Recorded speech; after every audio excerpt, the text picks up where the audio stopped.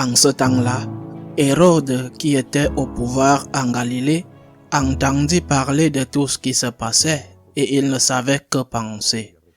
En effet, certains disaient que Jean le Baptiste était ressuscité d'entre les morts. D'autres disaient, c'est le prophète Élie qui est apparu. D'autres encore, c'est un prophète d'autrefois qui est ressuscité. Quant à Hérode, il disait, Jean, je l'ai fait décapiter, mais qui est cet homme dont j'entends dire de telles choses? Et il cherchait à le voir. Acclamons la parole de Dieu. Nous célébrons aujourd'hui la mémoire liturgique de Saint Pio de Pietrelcina. Pour la grande majorité des catholiques qui ont une dévotion pour Saint Pio, Padre Pio, il était simplement un religieux capucin italien qui a reçu les stigmates. Ces stigmates étaient dans son corps plus de 50 ans, un peu plus. Qu'il était un grand confesseur et avait des dons extraordinaires. Par exemple, lire la conscience des personnes à côté de lui. Et bien sûr, le grand don d'obtenir du Seigneur les miracles qu'il demandait. Beaucoup de miracles ont été réalisés par le Seigneur, par le Christ, par l'intercession de Saint Pio. Cela lui a donné une popularité extraordinaire. Mais en même temps, cela lui a aussi apporté une souffrance extraordinaire. Et c'est peut-être ce que la grande majorité des gens ne savent pas. Pendant 10 ans, il lui a été interdit d'avoir des relations avec quiconque, sauf avec les religieux de sa communauté. Il devait célébrer la messe en privé. Il devait célébrer la messe en privé parce qu'il lui était interdit d'être approché par qui que ce soit. Il lui a été interdit d'écrire. À cette époque, il n'y avait pas Internet. Il lui a été interdit d'écrire et d'utiliser le téléphone. Le téléphone existait, mais ce n'était pas très courant comme aujourd'hui. Pendant 10 ans, il a été enfermé dans son couvent. Pourquoi? Parce qu'il était célèbre. Parce qu'il avait les stigmates. Un homme aussi important que le père Gemelli, lui aussi franciscain de la branche des mineurs et non des capucins. Père Gemelli qui a fondé l'hôpital Gemelli où se rendent les papes et les prêtres parmi beaucoup d'autres à Rome. Cet hôpital a une extraordinaire réputation et ce père Gemelli une extraordinaire réputation de psychologue prestigieux. Et ce père a été chargé par le pape de vérifier si les stigmates de Padre Pio étaient vrais. Son rapport était concluant. Tout est faux. L'évêque de Manfredonia, où se trouve San Giovanni Rotondo, dans le sud de l'Italie, avait une maîtresse. Padre Pio l'a senti. Il a su grâce au don qu'il avait, pas parce que quelqu'un lui en a parlé. L'évêque était jaloux de Padre Pio parce qu'il menait une double vie dégoûtante. Et il était jaloux de lui parce qu'il attirait les gens et l'argent. Il est allé voir le pape pour lui dire qu'il avait personnellement vu faussement, se donnant volontairement des blessures, des plaies sur les mains.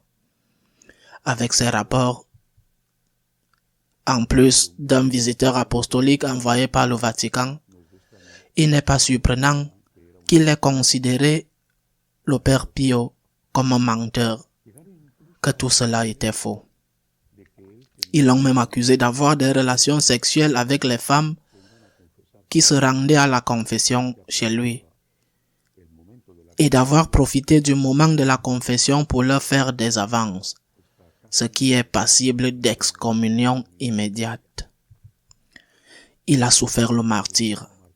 Son honneur a été détruit. 10 ans de silence forcé. Eh bien, il semblait que c'était fini. Après 10 ans, il a été autorisé à prêcher à nouveau. Et il s'est lancé alors dans l'aventure de la fondation de l'hôpital Relief of Suffering, le soulagement de ceux qui souffrent, à San Giovanni Rotondo. C'était sa grande entreprise.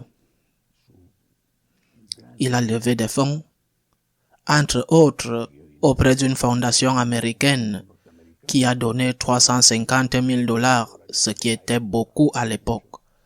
Il a reçu l'autorisation explicite du pape pour pouvoir administrer cet argent et ensuite d'autres jalousies sont arrivées. Ils l'ont accusé de s'enrichir. La presse italienne de gauche l'a brutalement chargé d'articles disant qu'il faisait des affaires avec l'argent des donateurs. Ce qui s'est passé, c'est que les frères capucins ont fait des affaires et ils ont échoué dans leurs affaires. Et quand le père Pio a refusé de donner l'argent des donateurs pour boucher le trou que les frères capucins avaient créé, c'est là qu'ils l'ont accusé de nouvelles accusations. Et ce n'est autre que l'époque de Saint Jean 23. Les informations parvenant à Rome étaient fausses, mais elles provenaient de personnes très sérieuses. Nouvelles accusations, nouvelles interdictions. Il était déjà très âgé. C'était presque la dernière étape de sa vie. Et une fois de plus, il a été soumis à la calomnie, au discrédit. Mais cette fois-ci, contrairement à la précédente, peut-être parce qu'il y avait d'autres temps dans le monde, les gens n'ont pas prêté attention. Ils n'ont pas cru à ces accusations. Ils ont continué à se tenir à ses côtés, lui témoignant affection et respect, jusqu'à ce que finalement, une enquête montre que tout ce qui s'était passé, par exemple, l'évêque qu'il avait accusé s'est avéré avoir une double vie et a été réduit à l'état laïque, et ainsi, l'une après l'autre des accusations ont été prouvées fausses. Et il a été démontré que les stigmates étaient effectivement authentiques. Cet homme, ce saint, a subi un martyre bien pire que s'il avait été torturé, comme tant d'autres à son époque, torturé par exemple dans les pays communistes. Un martyr d'humiliation, de calomnie, d'interdiction de prêcher, d'éloignement de personnes scandalisées par lui alors qu'elles avaient cru en lui auparavant. Les blessures de son corps n'étaient que le reflet des blessures de son âme. C'était la même chose que dans le cas de Saint François, la transformation visible, physique, de tout ce qu'il souffrait intérieurement.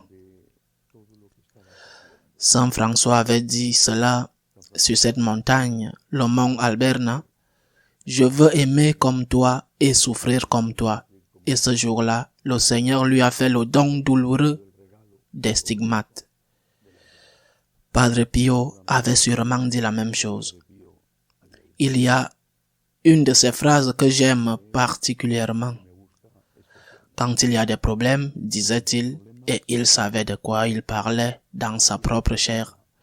Quand il y a des problèmes, priez, faites confiance et ne vous énervez pas. Il savait de quoi il parlait.